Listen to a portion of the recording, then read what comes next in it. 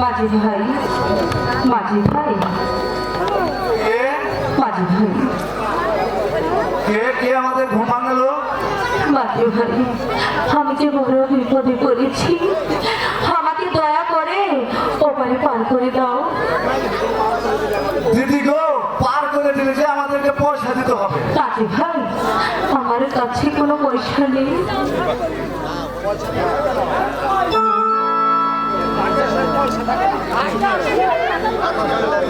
পয়সা থাকে না বলি আমাদের ছেলে মেয়ে কি না খেয়ে থাকবে? আচ্ছা দিদি গো, পার করে দিলে তো বকশিশ দেবে। माझी भाई আমি তোমাদেরকে অনেক বকশিশ দেব। দাদা রে,